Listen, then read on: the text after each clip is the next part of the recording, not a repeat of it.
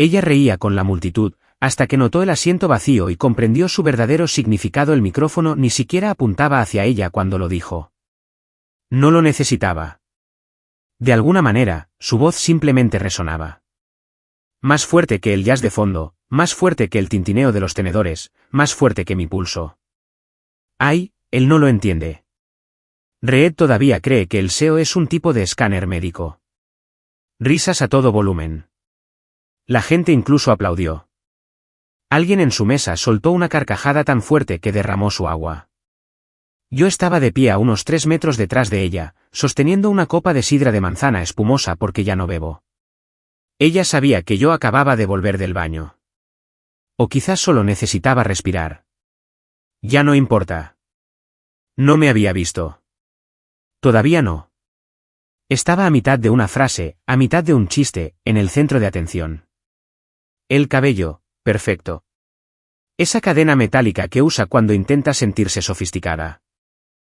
La espalda arqueada lo justo para parecer segura, pero no tanto como para dar la impresión de que se está esforzando. Se sentía a gusto. Y entonces me di cuenta de algo. Ella no creía que yo fuera real. Yo era un concepto, un accesorio, un tema de conversación del que burlarse entre platos. Y supe que si me marchaba en ese mismo instante, por la salida lateral que estaba justo después de la escultura del ojo, ella no se daría cuenta durante al menos otros 7 minutos. Así que lo cronometré. Miré mi reloj mientras salía del salón de banquetes. 9:13 de la noche. Nadie me siguió. Nadie me detuvo. El encargado del guardarropa sonrió cortésmente, como si yo fuera solo otro ejecutivo con el estómago lleno dando por terminada la noche antes de tiempo. Le di unos 100 pesos de propina. No sé por qué. En el vestíbulo, me senté en uno de esos sofás de terciopelo que siempre tienen cerca de los ascensores, revisando mi teléfono solo para evitar que mis manos temblaran. No estaba enojado. Ni siquiera estaba avergonzado. Estaba ausente emocionalmente, espiritualmente, quizá incluso legalmente. No lo sé. A las 9:23 de la noche, encendí de nuevo la pantalla de mi teléfono en busca de llamadas perdidas. Para las 9:26, una quinta. Y luego el primer mensaje de texto, ¿a dónde fuiste? Seguido de, solo era un chiste. OMG. Todos se rieron. Luego, la gente está preguntando a dónde fuiste. Vuelve, por favor. Pero yo ya estaba a mitad del estacionamiento, presionando el botón de desbloqueo como si me debiera algo. Esa noche no fue cuando el matrimonio terminó. No, terminó 3 semanas después, cuando finalmente le conté exactamente lo que hice después de irme y lo que descubrí. Porque esto no se trataba solo de un chiste. No se trataba solo de que yo dejara una silla vacía. Se trataba de por qué ella pensaba que yo nunca tendría las agallas para hacerlo. Pasaron 3 días antes de que sacara el tema. No el chiste. No, eso era aparentemente solo humor. Como habla la gente en su campo y nada personal. De lo que quería hablar era de por qué me fui sin decir nada y por qué hice una escena al no hacer una escena. Le dije que simplemente no me sentía bien. Ella asintió, casi aliviada, como si pudiera archivar esa excusa ordenadamente en la carpeta de sentimientos de Reed que nunca más necesitaría abrir. Pero yo no estaba enfermo. A no ser que cuentes el tipo de enfermedad que sientes cuando alguien, de manera sutil pero constante, te hace sentir como ruido de fondo. Como si tu lealtad se diera por sentada, tu silencio se esperara y tu ausencia fuera temporal. Esperé hasta el jueves por la noche. Ella estaba en una cena de inmersión estratégica, lo que sea que eso signifique. Yo estaba en casa temprano. Había empezado a prepararme la cena, pero terminé simplemente de pie en la cocina, sosteniendo una espátula, mirando la sartén como si me hubiera hecho algo malo. Entonces caminé hacia su lado del armario. No fue planeado. No estaba husmeando. Al menos eso es lo que me dije al principio. Solo quería confirmar algo. Quería saber si se había molestado en colgar el vestido del evento. No lo había hecho. Estaba metido, a medio doblar, en su cajón de abajo, debajo de algo de ropa de deporte para viajes y una bufanda que no había usado desde la pandemia. Y debajo de ese cajón, escondido detrás del doble fondo que no había notado antes, había otro teléfono, un modelo más antiguo, todavía en modo avión. Ahora, déjenme hacer una pausa aquí. No soy el tipo de persona que saca conclusiones precipitadas. Soy todo lo contrario.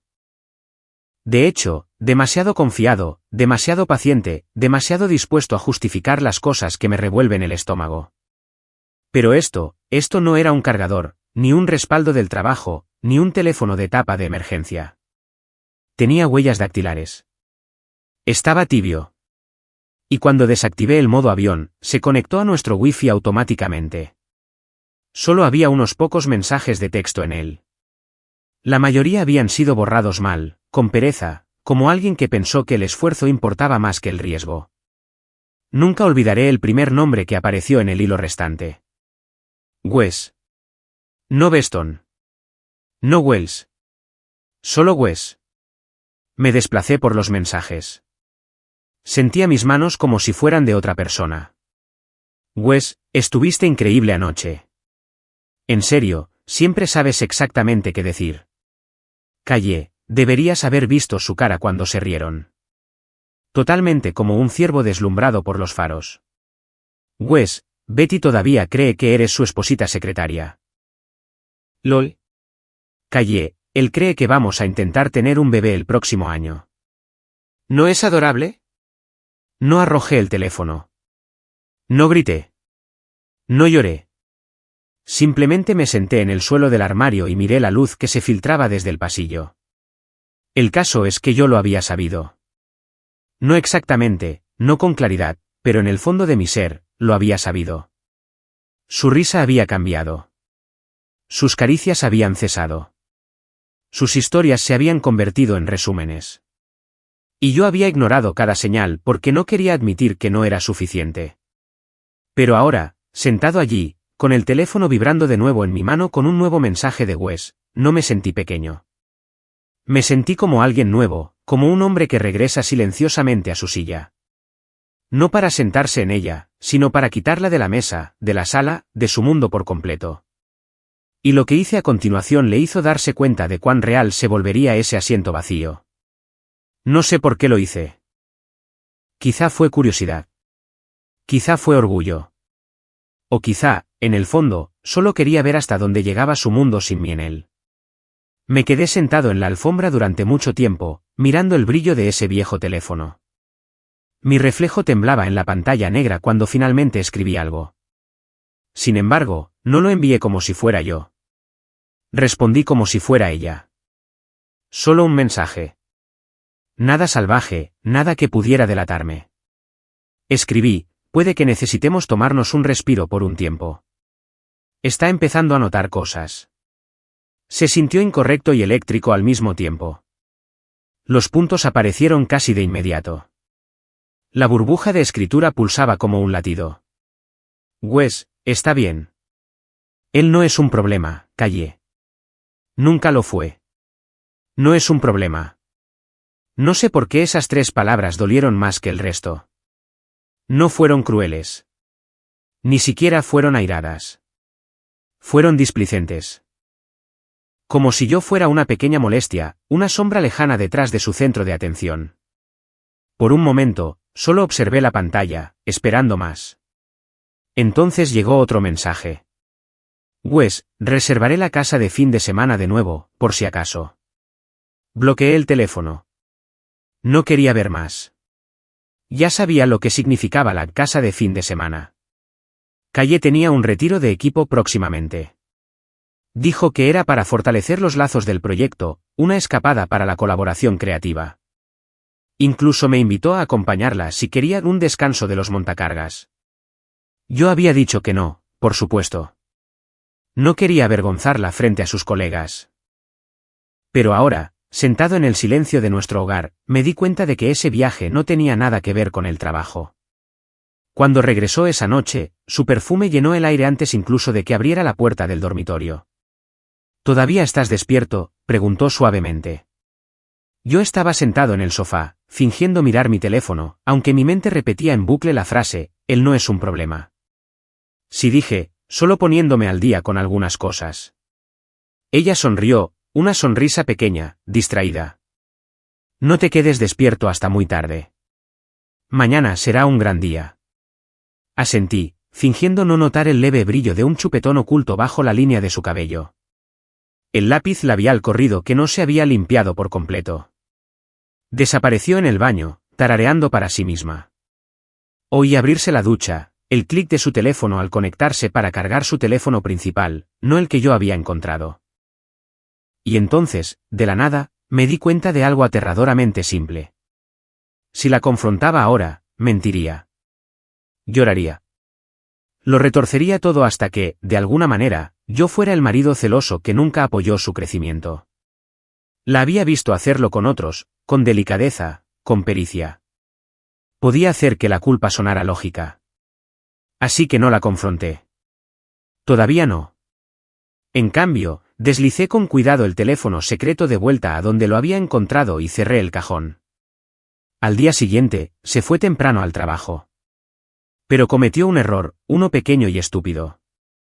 Dejó su agenda en la encimera de la cocina, la que siempre llevaba a todas partes. Dentro había un recibo doblado de un lugar llamado La Cabaña de Silver Pines. Tenía fecha para el fin de semana siguiente. Esa mañana, llamé al trabajo para decir que estaba enfermo, y por primera vez en mi vida, no me sentí culpable por mentirle a mi jefe, porque sabía exactamente lo que iba a hacer con esos 2 días libres. No estaba planeando una venganza. No exactamente. Solo quería la verdad. Ver de que se reían ambos cuando yo no estaba cerca, saber qué tipo de hombre era realmente Wes. Y quizá, recordarle que incluso los callados, aquellos de los que te burlas, a los que desprecias y pasas por alto, también pueden elegir cuándo abandonar la sala. Así que hice una maleta, una cámara, un abrigo, y para el viernes por la tarde, conducía hacia el norte, hacia Silver Pines, ensayando lo que diría si ella me miraba a los ojos e intentaba llamarme cariño de nuevo. El camino a Silver Pines era más estrecho de lo que recordaba. Años atrás, Calle y yo habíamos pasado por un tramo similar de camino a una cata de vinos, cuando los fines de semana todavía eran sobre nosotros, no sobre oportunidades de networking o fortalecimiento de lazos corporativos. Los neumáticos crujieron sobre la grava cuando salí de la carretera principal y seguí el sendero bordeado de árboles que parecían tener sus propios secretos. Apagué los faros al acercarme a la entrada de la propiedad. La cabaña no era visible desde el camino, pero podía ver el tenue brillo ámbar de las luces del porche a través de las ramas. Estacioné un poco más arriba en la colina, fuera de la vista. Traje binoculares, un termo de café y mi vieja cámara reflex digital con el teleobjetivo que no había tocado en 4 años. El viento me atravesaba la chaqueta mientras esperaba, agazapado detrás de una cerca de postes, observando el camino de grava con ese pavor que se cuece a fuego lento que la gente probablemente siente antes de abrir un sobresellado del hospital. A las 5:41 de la tarde, un hatchback plateado entró. Calle salió primero. La misma risa, la misma bufanda de la gala, las mismas botas que le ayudé a elegir la Navidad pasada. Luego se abrió la puerta del conductor. Salió un hombre, alto, bien afeitado. Wes, supuse. No llevaba equipaje. Simplemente rodeó el coche y le tocó la cintura como si lo hubiera hecho 100 veces antes. Ella se apoyó en él. Familiar, casual. Ni siquiera hubo vacilación. Abrieron la puerta de la cabaña y desaparecieron dentro. Esa debería haber sido la parte que me rompiera, pero, extrañamente, no lo hizo. Fueron las pequeñas cosas las que golpearon más fuerte. La forma en que ella se giró para asegurarse de que la puerta cerrara con un clic. La forma en que le dio una palmada en el hombro mientras se reía, como una estudiante universitaria coqueteando en una fiesta de fraternidad. La forma en que él le pasó el brazo por el cuello y la mantuvo allí, casi posesivamente. Y de repente, no fue dolor lo que sentí. Fue distancia. Como si me hubieran arrancado de mi propia vida y me hubieran dejado caer en el mal sueño de otra persona. Me quedé allí fuera durante horas, tomando fotos. No por venganza, no para mostrárselas a nadie, solo para demostrarme a mí mismo que esto estaba sucediendo de verdad, que no estaba en mi cabeza, que ella realmente había elegido venir aquí con él en lugar de tener la conversación difícil que me debía. El peor momento llegó justo después de las 10 de la noche. Encendieron la chimenea. Podía verla a través de una pequeña rendija en las cortinas. Estaban sentados en la alfombra. Ella tenía una copa de vino en una mano, la otra descansando sobre la pierna de él como si perteneciera allí. Él se inclinó y le susurró algo. Ella se rió. No una gran carcajada, solo una de esas risas suaves y reales. Del tipo que yo no había oído en meses. Y fue entonces cuando me di cuenta. Él conocía una versión de ella que yo aún no había conocido. Una que ella había moldeado solo para él. Pero algo no cuadraba. Calle seguía revisando su teléfono, no el principal. El otro, el desechable. Lo tenía junto a su copa de vino. Lo cogió varias veces, escribió algo y luego dudó. Finalmente, lo dejó caer con fuerza en el suelo y suspiró. Fue entonces cuando me di cuenta de que aún no había visto mi último mensaje. El que envié desde su cuenta, fingiendo ser ella. Estaba nerviosa. Él no pareció notarlo. Para medianoche, tenía todo lo que necesitaba. Y entonces, estúpidamente, hice algo impulsivo. Redacté un mensaje para su teléfono real. Desde mi número real. Algo que no podría ignorar. Decía, no tienes que explicar nada. Solo mira afuera. Esperé exactamente 2 minutos, luego salí de las sombras, lo suficiente para ser visto, lo suficiente para que la luz de la ventana delantera captara el lado de mi rostro. Su grito fue audible incluso desde afuera. Wes corrió a la ventana. Yo retrocedí hacia la oscuridad. La puerta se abrió de golpe, su silueta delineada por la cálida luz de la cabaña. Reed, gritó hacia los árboles. No dije nada. Ya estaba subiendo por el sendero hacia mi coche. No rápido, no lento, solo con ese peso hueco en el pecho que llega cuando una tormenta se desata, pero el viento aún no ha cesado. No respondí a sus llamadas esa noche. Ni cuando empezaron. Ni cuando se duplicaron. Ni siquiera cuando la última llegó a las 2:37 de la madrugada, con su voz en el buzón de voz susurrando, por favor, vuelve. No sabía que estabas ahí. Tenía razón. No sabía que yo estaba allí. Así como no sabía que el hombre del que se había burlado sería quien, silenciosamente, terminaría la actuación a mitad de escena y abandonaría el escenario antes de que los aplausos se desvanecieran. Ignoré sus llamadas durante 2 días completos. No la bloqueé. No le respondí. No le di nada. Ni una reacción, ni una explicación, ni siquiera una migaja de pan. Solo silencio. El tipo de silencio que se convierte en un espejo. Esa es la cosa con gente como Calle. Actúan mejor cuando saben que alguien está mirando. Pero cuando el público desaparece, cuando los aplausos se apagan, se pierden en el silencio. El domingo por la noche, llegué a casa y la encontré sentada en la mesa de la cocina, completamente vestida, como si no hubiera estado segura de cuán formal sería la confrontación. El cabello cepillado, maquillaje sutil, las manos entrelazadas. Su expresión intentaba parecer razonable, pero sus ojos estaban frenéticos. Había encendido una vela, una de esas que huelen a vestíbulos de hotel y a eucalipto falso. Casi me río. En lugar de eso, pasé a su lado, dejé mis llaves en el cuenco junto a la puerta y abrí el refrigerador. El jugo de naranja estaba caducado. Por supuesto que lo estaba, pensé. No respondiste, dijo finalmente. Me giré. Lo sé. Se aclaró la garganta. Yo. Entré en pánico cuando te vi en la cabaña. No supe qué decir. Eso fue obvio, murmuré, e inmediatamente odié lo mezquino que soné, pero no me retracté. Lo siento, Reed. De verdad lo siento. Se puso de pie, como si la altura pudiera darle más credibilidad. No significó nada. Es solo que... He estado bajo mucha presión y necesitaba sentirme vista, y tú has estado tan distante. No la interrumpí. No vamos a hacer eso. No vas a darle la vuelta a esto como si yo me hubiera distanciado primero. Su rostro se tensó por un segundo, como si la máscara se hubiera agrietado. Tomé una respiración profunda. ¿Cuánto tiempo? Su boca se abrió, luego se cerró, luego se abrió de nuevo. ¿Importa? Eso no es una respuesta. Meses, susurró. Asentí. No porque le creyera, sino porque no tenía la energía para presionar por el número real. Meses. Meses de reírse con él a mis espaldas. Meses de compararme con otra persona, no en su cabeza, sino en mensajes de texto reales, en notas de voz, en fines de semana robados.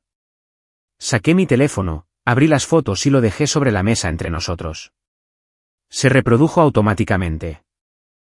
Un clip corto, Wes encendiendo la chimenea, ella sirviendo vino, ella apoyándose en él y diciendo algo que no pude oír, pero que no necesitaba.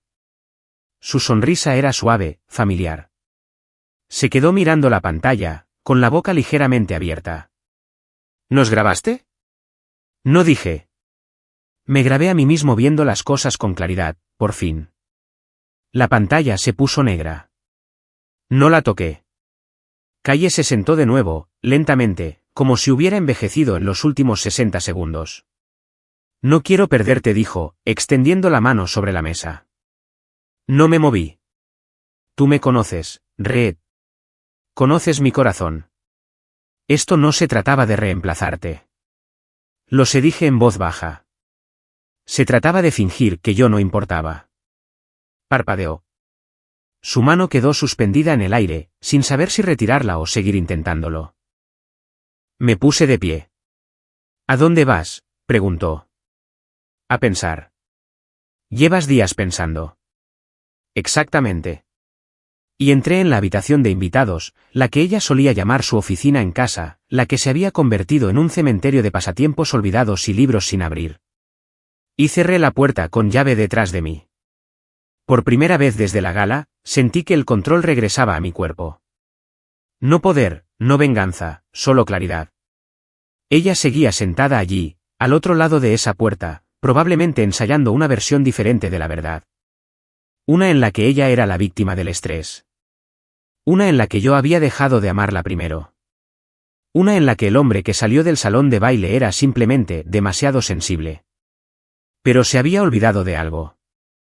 Yo era el único que recordaba el momento exacto en que el asiento a su lado quedó vacío. Y exactamente cuánto tiempo siguió riendo antes de darse cuenta. A la mañana siguiente, me desperté antes que ella. No porque quisiera. Mi cuerpo simplemente se negaba a descansar más.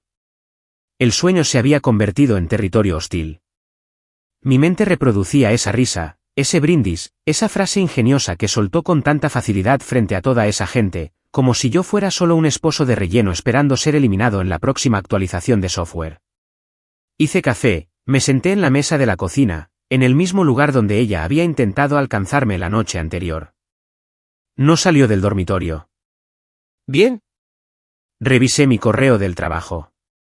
No porque me importaran los horarios de los montacargas o las actualizaciones del almacén, sino porque necesitaba sentir que alguna parte de mi vida todavía tenía reglas.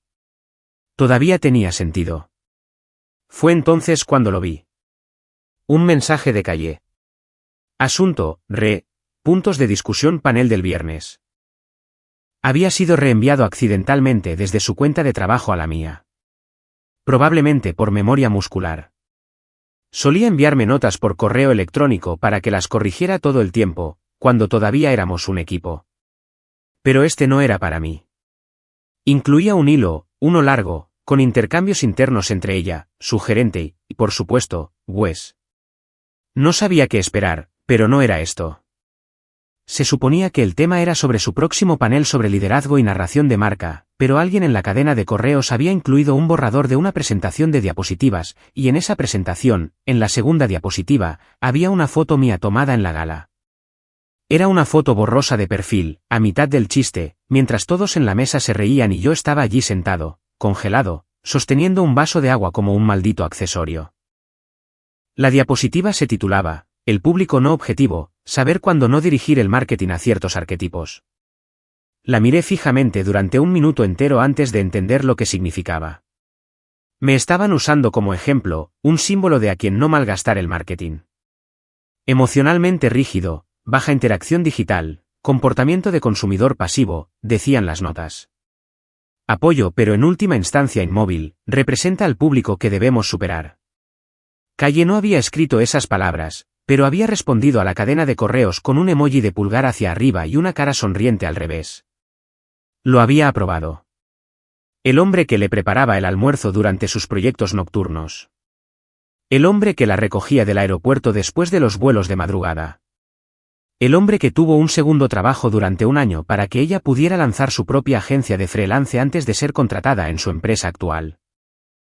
Ahora yo era un caso de estudio, un arquetipo, una historia con moraleja. No me enojé, no de la manera dramática de las películas. Simplemente cerré mi portátil, volví al dormitorio y cogí la caja del anillo de mi cómoda, la que había planeado usar para nuestra renovación de votos en primavera. Ella no tenía idea de que la había comprado. Tenía un pequeño grabado en el interior: sigues siendo tú, siempre tú. La ironía dolía. Se removió en la cama mientras la colocaba sobre su almohada, justo al lado de donde su cabeza había estado descansando. No dije nada. Simplemente la dejé allí y salí a la sala de estar. 10 minutos después, salió con la caja en la mano. «Reed, ¿qué es esto?» No respondí. Simplemente cogí el control remoto y silencié la televisión. ¿Esto? ¿Es una broma? Ahora temblaba, no de miedo, sino de incredulidad. ¿Revisaste mis correos del trabajo? No dije. Llegaron a mí, como suele hacer la verdad cuando la gente se vuelve demasiado cómoda. Se hundió en el sofá, con la caja del anillo aún abierta en la mano. No lo decía de esa manera. No era lo que parecía. Era un ejemplo de marca. Tú no decides por qué tengo permitido sentirme humillado, callé. Hubo silencio de nuevo. No del tipo pesado y lleno de suspenso. Del tipo triste y que se desmorona. Del tipo que te permite ver los agujeros en todo lo que has construido. Luego susurró: ¿me odias? Me volví hacia ella. No. Creo que esa es la peor parte. No te odio en absoluto. Simplemente no confío en que alguna vez me hayas visto realmente como alguien que importaba una vez que ya no me necesitabas. Parpadeó rápidamente, sosteniendo la caja con más fuerza. Y sabes qué, añadí, poniéndome de pie. Puedes quedártelo. El anillo. La caja. La versión de mí que pensabas que era inofensiva.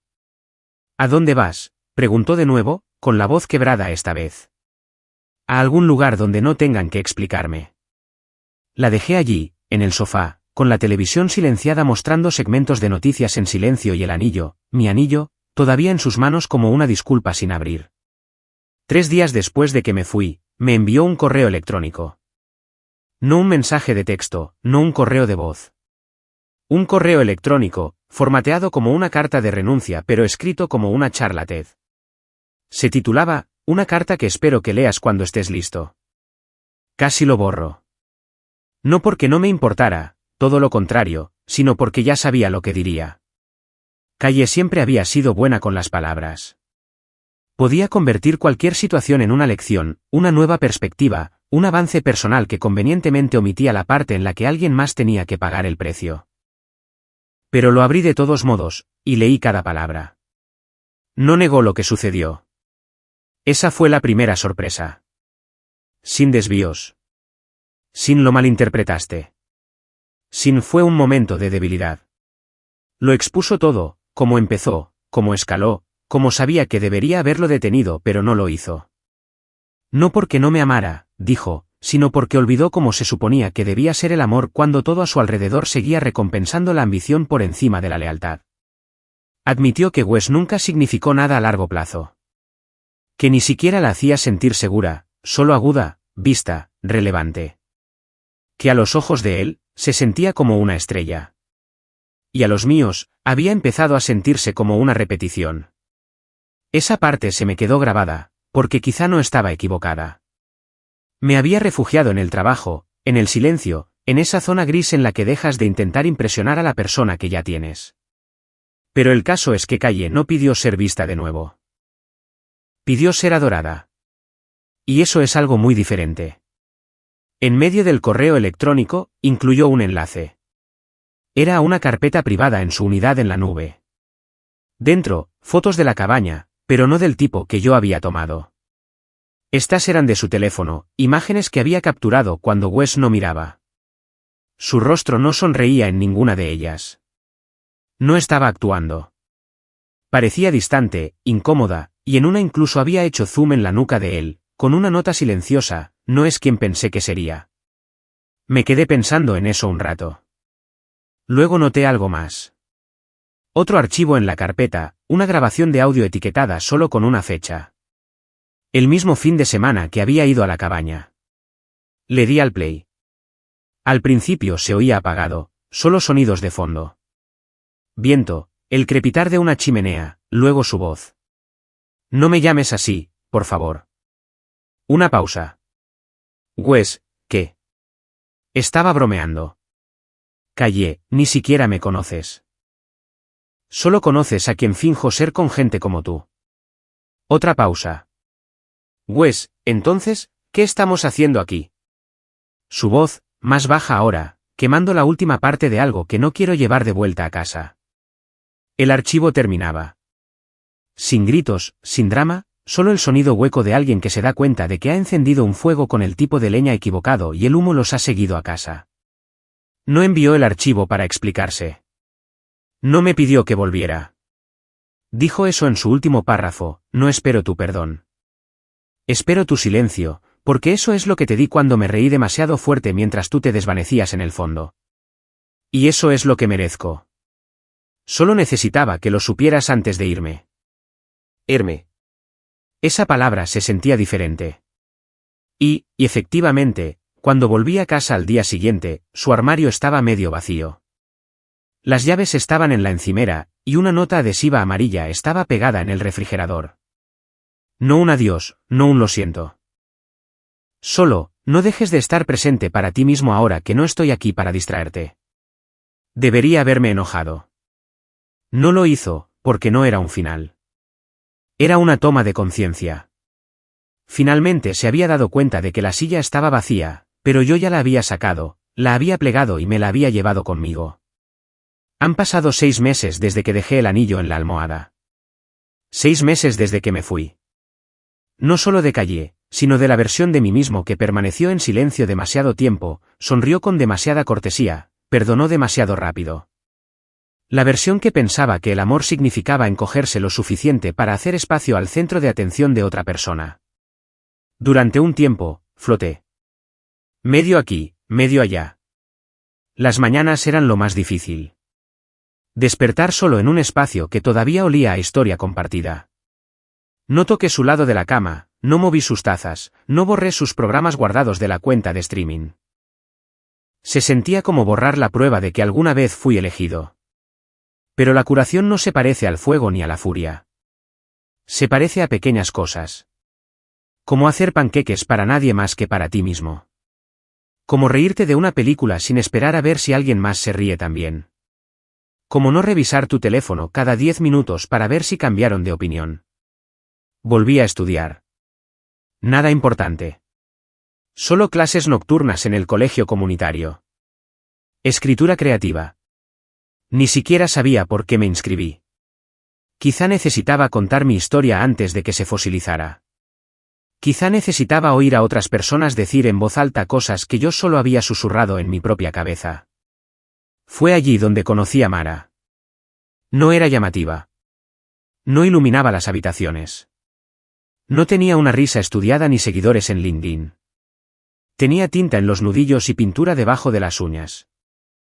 Daba terapia de arte a niños y conducía una camioneta vieja que traqueteaba como si tuviera secretos. La primera vez que hablamos, me preguntó sobre qué escribía. Le dije: sillas. Las que solían estar llenas. En las que nunca me senté. Las que regalé con demasiada facilidad. No se rió. Solo asintió y dijo: suena a que tienes buenas historias. Y demasiada gente que no las escuchó. No empezamos nada de inmediato. No quería apresurarme hacia alguien solo para alejarme de otra persona. Pero con el tiempo, sucedió de forma natural. Sin aplausos, sin escenas. Un día levanté la vista y ella ya estaba sentada frente a mí. Con café en la mano, sus ojos en los míos, no por encima de mi hombro, no por la habitación, solo en mí. La semana pasada la llevé a un pequeño evento de lectura en la biblioteca del campus. Mi texto era corto, torpe, un poco divagante, pero honesto. Hablé de irme de una cena temprano, de ser el blanco de la broma, de cómo a veces marcharse no es rendirse, es finalmente hacerse presente. Cuando terminé, hubo aplausos educados, pero de Mara, solo una pequeña sonrisa y una silla completamente vacía a su lado, esperando a que yo volviera. Y esta vez, lo hice. Voluntariamente, con orgullo. Porque cuando el chiste se desvanece, las luces se atenúan y el ruido se apaga, lo que realmente importa es quién sigue sentado a tu lado y quién nunca te hizo sentir que tenías que ganarte el derecho a estar ahí en primer lugar.